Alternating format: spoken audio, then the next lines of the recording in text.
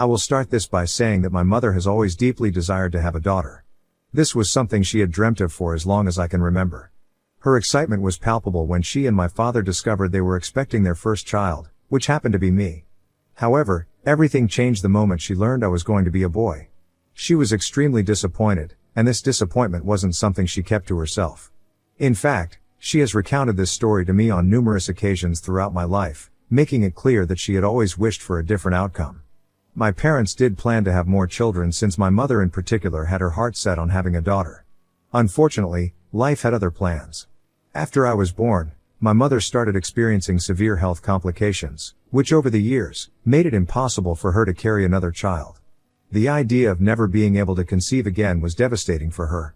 I can only imagine the emotional weight of that loss, and it's one I think she still carries to this day. It must have been an incredibly painful realization for her that the dream of having a daughter would never come true.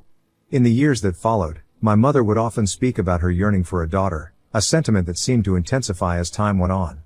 I would notice how she doted on my female cousins, lavishing them with affection and attention that felt like an expression of the maternal love she had always hoped to give a daughter of her own. Whether it was through extra gifts, affection, or simply the way she treated them, there was a clear difference in how she related to them compared to me. Oddly enough, this behavior of hers didn't really bother me for much of my life. I had accepted that this was just who my mother was, and I didn't take her favoritism towards my female cousins personally. I knew she loved me, and for the most part, I was at peace with it. That is, until my ex-wife, Sophia, entered the picture. Sophia was the daughter of my mother's long-lost best friend from high school, someone my mother had reconnected with after many years of being out of touch. When my mother met Sophia for the first time, she was taken aback by how beautiful she was and instantly became fixated on the idea that Sophia would be the perfect match for me. At that time, I was single, and my mother had been somewhat relentless in her efforts to set me up with various women, but none of those attempts really stuck. This time, however, she was determined and persistent. She kept telling me how stunning and wonderful Sophia was, how much we'd complement each other, and eventually, it became almost an obsession for her. For weeks, I endured her constant attempts to push us together, and eventually, I caved. Honestly, at that point, I agreed to the blind date more out of a desire to quiet my mother than out of any real curiosity or interest. I just wanted her to stop talking about Sophia and let me go about my life. When I finally met Sophia, my first impression matched everything my mother had told me she was, without a doubt, incredibly beautiful. But as the evening progressed and we got to know each other a little better, I realized there wasn't much substance beneath her beauty. One of the first things I always try to learn about someone is what drives them, what their goals are, and what dreams they have for their future. When I asked Sophia what she wanted to do with her life, her answer surprised me. She told me, without hesitation, that her dream was to be a stay-at-home mom. That's when I felt a sense of disconnect. It's not that there's anything wrong with wanting to raise a family, but at that point in my life, I had very different ambitions. I wasn't even thinking about having children anytime soon, and I expected to be with someone who had aspirations beyond just starting a family. So, naturally, I asked her what she planned to do in the meantime before she had children, and her response left me even more perplexed. She simply replied that she just wanted to be a stay-at-home wife. I looked at her perplexed as she went on to explain that her mother had always been a stay-at-home mom for as long as she could remember, up until her dad passed away, and that, in her eyes, this was the secret to her parents' successful marriage. While I could respect that it worked for her family, it felt completely different from what I was looking for in a partner. I wanted someone with passion, someone driven by a sense of purpose, whether in a career or a personal pursuit. The idea of someone wanting to be a stay-at-home spouse from the start didn't align with my values. At the time, Sophia and her mom were living with their uncle, who was covering all their expenses since her mother still didn't want to work. When I came back from that first date with Sophia, I was undeniably disappointed. I had gone into the date with low expectations, mostly because I wanted to appease my mother, but coming out of it, I knew this wasn't what I was looking for. Naturally, my mother wasn't too pleased when I shared my thoughts. In fact, she was visibly upset, almost as if I had personally wronged her by not giving Sophia what she considered to be a real chance. She kept telling me that I hadn't taken the time to truly get to know Sophia, insisting that if I just tried a little harder, I would see what she saw. But I had made up my mind. I told her, as firmly as I could, to let the idea of us go, and that it was best if we both moved on. I should have known better, though. My mother was not someone who gave up easily, especially when she had her heart set on something, or in this case, someone. Not too long after that, my mother invited me over to her house, which wasn't unusual. She would often ask me to come by for dinner or just to catch up. But this time, when I arrived, I noticed that Sophia was there as well. Apparently, my mother had taken it upon herself to invite Sophia over too, so she could force another meeting between us. Once I arrived, both my mother and father hurried out of the house, with almost mischievous smiles, saying, "Enjoy your date." I was absolutely mortified. Judging by Sophia's reaction, I'm sure she felt the same. We stood there for a moment, awkwardly looking at each other, neither of us knowing quite what to say or how to handle the situation. It was like being set up on a date you hadn't agreed to, right in the middle of my own parents' home, with no escape in sight. For a few minutes, we just stood there in silence, unsure of what to do. I could have easily made an excuse and left, but I didn't want to embarrass her further. After all, she was as much a victim of my mother's overzealous matchmaking as I was. So, instead of bolting, we both exchanged awkward laughs, acknowledging how bizarre the situation was, and eventually sat down to talk. I figured, since we were already there and had nothing better to do, I might as well ask her to tell me more about herself. She admitted, rather openly, that she had liked me after our first date and was under the impression that I had liked her too. But then, when I never called her back or made any effort to reach out, she was left feeling confused. I told her, as gently as I could, that while she was indeed a kind and beautiful person, I felt like we had very different goals in life since she desired to be a stay-at-home wife. Sophia then explained to me that her intention wasn't to just sit around the house doing nothing, even if we didn't have children right away. She started to talk more about her volunteer work at the church, and how she dedicated her days to working with children and helping those in need. Her explanation gave me a new perspective. I started to see another side of Sophia, one that I hadn't fully appreciated before. I realized that, at her core, Sophia seemed to be a genuinely warm and kind person, or at least that's how she portrayed herself to me initially. Although she wasn't exactly driven by career ambitions or lofty personal goals, she seemed to have found her purpose in caring for others, and that level of generosity of spirit is rare. So, despite the reservations I had and the lingering doubts about our compatibility, I decided to take a leap and ask her out on another date. Sophia and I ended up dating for about a year before we decided to take the next step and get engaged. I had also been promoted at work during this period, which significantly boosted my income and gave me a sense of stability. I felt financially comfortable enough to support Sophia once we got married, which gave me the confidence to propose to her. However, the timing of the proposal wasn't entirely my decision alone. Both our mothers, particularly mine, had been subtly pushing for us to get married sooner rather than later. They kept reminding us that Sophia's biological clock was ticking, even though neither of us had immediate plans to start a family. But the pressure from them was ever present, and their insistence made me think that getting married sooner was the natural next step. When we finally got engaged, my mother, true to her nature, took charge of the wedding planning. She insisted on having a grand ceremony, sparing no expense, and offered to pay for the entire event herself. My mother was determined to make Sophia's dream wedding come true as if it were her own daughter's wedding, a gesture that was both generous and somewhat overwhelming. From the venue to the flowers to the guest list, no detail was too small for her to obsess over. The ceremony ended up being incredibly lavish, much grander than I had anticipated, but seeing how happy Sophia was made it all worthwhile. After the wedding and the honeymoon, I quickly resumed my routine at work, diving back into my job, which was more demanding than ever due to my recent promotion. Meanwhile, Sophia moved into my place, and just as we had discussed before, she began to fully embrace her role as a stay-at-home wife. She wasn't idle. Though true to her word, she continued her volunteer work at a church in my locality, which she had always been passionate about. However, it wasn't long after we settled into married life that I started noticing some things about Sophia's routine that seemed off. Since we had never lived together before, I was learning all these little details about her day-to-day habits that I hadn't been aware of when we were dating. One thing that really stood out was how she regularly insisted that I send money to her mother every month. She'd argue that we had more than enough and that, as a good son-in-law, it was my duty to help support her mom. I found it odd, especially since this was never brought up before our marriage.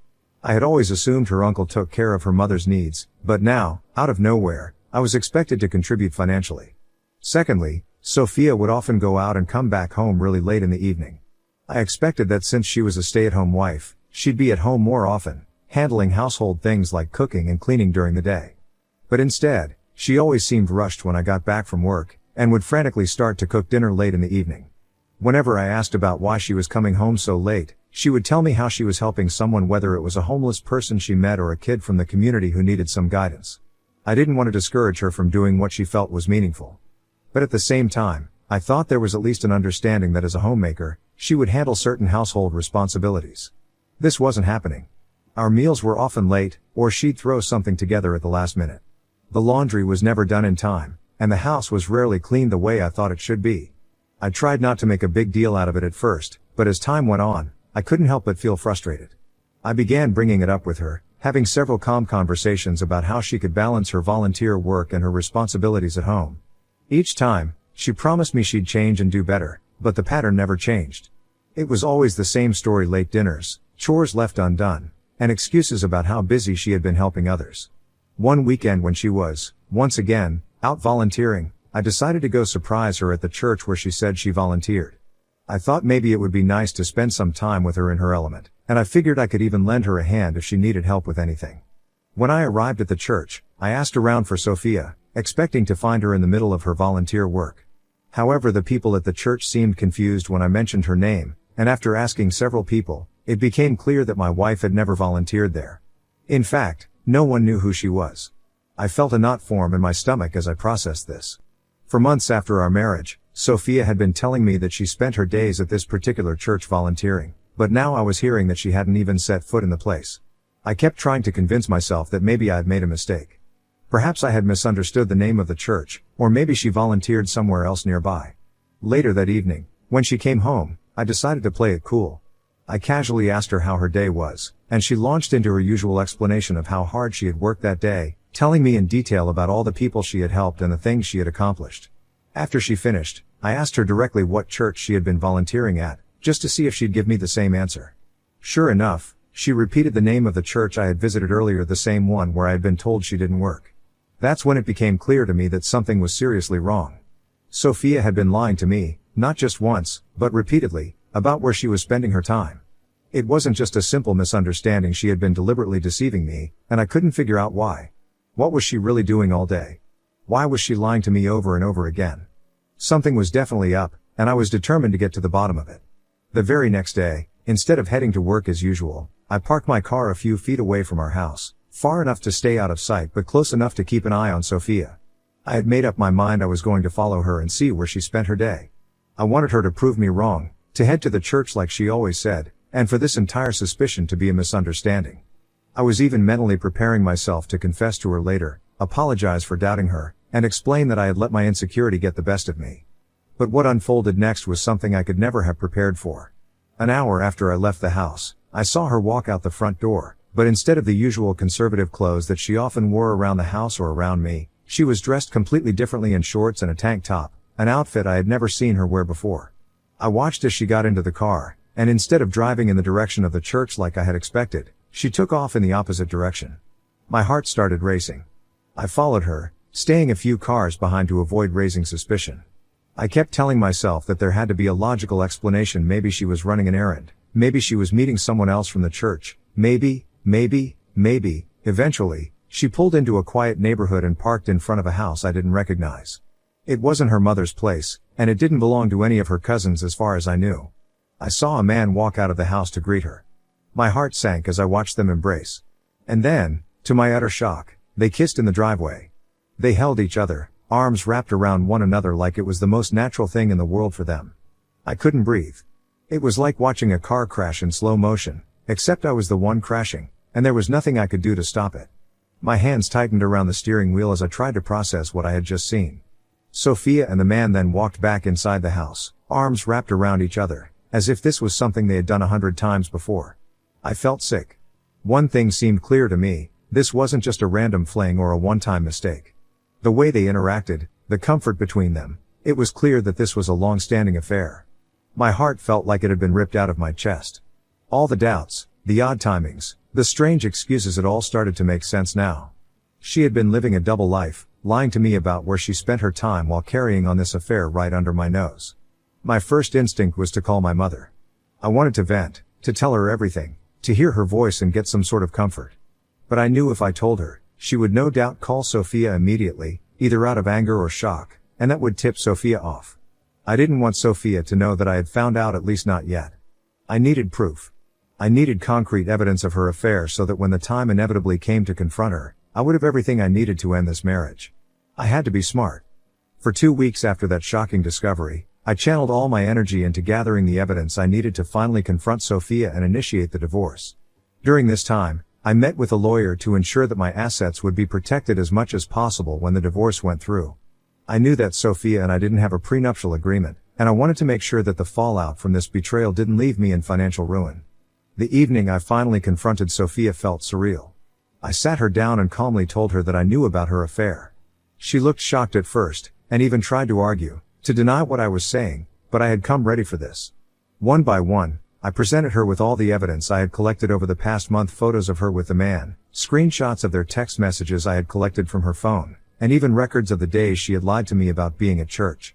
With every piece of evidence I revealed, she knew there was no way to talk her way out of this. Finally, begrudgingly, she confessed. She admitted that the man she was seeing was her high school boyfriend, which I had already figured out after doing some research and finding him on Facebook. She tried to downplay the entire affair, saying that she was just being stupid and that she was just fooling around with him, nothing serious. She insisted that she didn't intend for things to go as far as they had. But I wasn't buying it. I looked her in the eyes and firmly told her that I was going to divorce her. She was stunned. I think, in some part of her mind, she believed she could talk her way out of it, that I would somehow forgive her or be swayed by her excuses. But when she realized that I was serious, she tried to fight it. She begged me to reconsider, saying that she could change and we could work things out. But her pleas fell on deaf ears. I knew that if I stayed, I would never be able to trust her again. I calmly told her to pack up her bags and leave. To make sure there would be no confusion or attempts to manipulate the situation with our families, I created a group chat with my parents and Sophia's mother. In the chat, I laid everything out clearly. I sent all the proof of Sophia's infidelity, the photos, the text messages, everything. I wanted them to know the full truth about why I was divorcing her, and I wanted to prevent any false narratives from being spun by either Sophia or her mother. I knew that once the news broke, all hell would break loose, and I wasn't about to leave room for any misunderstandings. As expected, the reactions were intense. My mother was absolutely livid, outraged that Sophia had betrayed me, but at the same time, she and Sophia's mother couldn't help but beg me to reconsider my decision. Despite the undeniable evidence of Sophia's infidelity, they pleaded with me to find it in my heart to forgive her and give her another chance. Thankfully, my dad stood by my side. He reassured me that I was making the right decision, and that no one should stay with a cheating partner, no matter the circumstances. He told me I deserved better and supported my decision to move forward with the divorce. A week after I filed for divorce, Sophia and her mother showed up at my house unexpectedly. Sophia revealed to me that she was pregnant with my child. My immediate reaction was disbelief. I outright refused to accept that I was the father, given her affair. Sophia's mother lashed out at me, accusing me of ruining her daughter's life by not accepting responsibility for the baby and divorcing Sophia so suddenly. She made it seem like I was the one being cruel. Later, my own mother doubled down on her pleas. She talked to me about how children can change everything in a marriage, about how having a baby could bring Sophia and me closer, as if the pregnancy was some magical solution to the infidelity. She told me that Sophia had promised to never cheat again and that I needed to consider the child's future, not just my pride. She made me feel like the bad guy for choosing to walk away from a marriage where the trust was gone. When I still didn't give in to her reasoning, my mother, in her desperation, threatened to testify against me in court when the time came, especially if the issue of child support arose. She said she would make sure I paid for the baby, regardless of whether or not it was mine.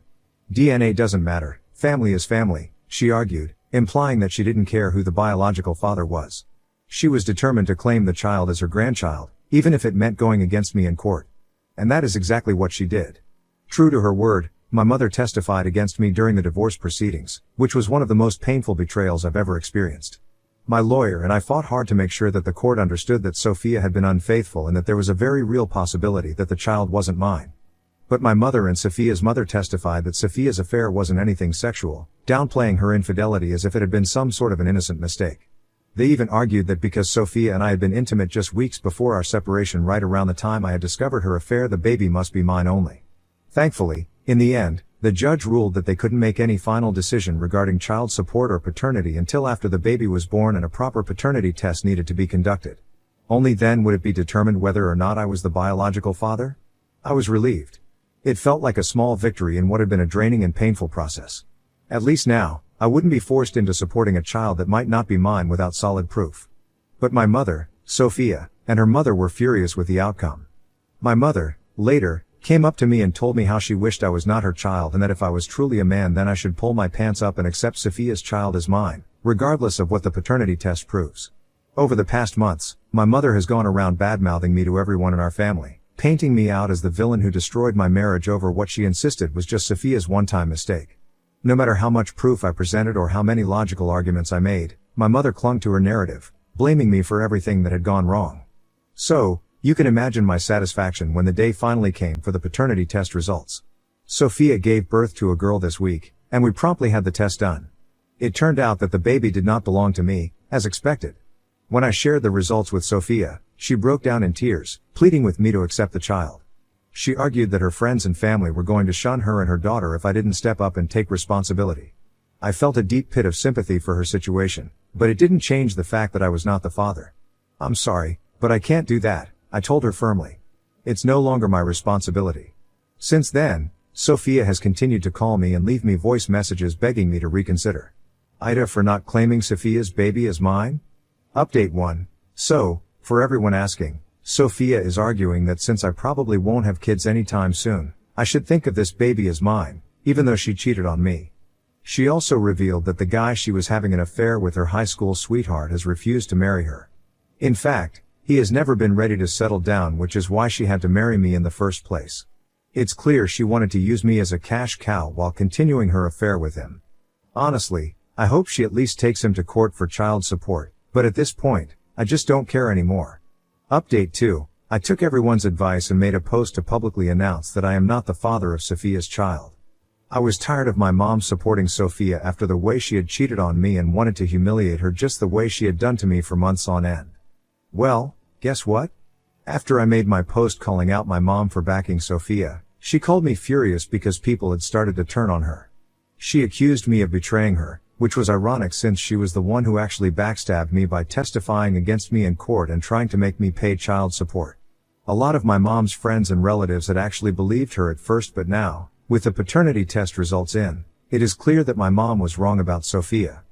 People are calling her out in the comments of my post as well as to her face, telling her she needs to be a better parent to me and how I am the actual victim in this situation. After my mother called to yell at me, she and dad ended up having a huge fight. He was fed up with her constantly bullying me and threatened to leave her if she didn't drop her crazy idea of forcing me to accept Sophia's child, even though it's not mine. Update 3. It's been 5 months since my last update. My parents have decided to separate this past month. This is because my mom has refused to change, and has even started calling herself grandma to Sophia's baby. She's been giving Sophia money every month and even volunteers to babysit her child. It seems like she's finally living out a dream of having a long-lost daughter just like she had always wanted. However, my dad has grown tired of this as he feels this is borderline inappropriate and wants nothing to do with Sophia or her child. This has resulted in multiple fights where my mother has refused to take accountability. As a result, my dad has moved out and has been staying with me. It breaks my heart that my mom is choosing to focus on my cheater ex-wife's daughter over her own family. Anyway, my dad will be talking to a lawyer this week and moving forward with the divorce.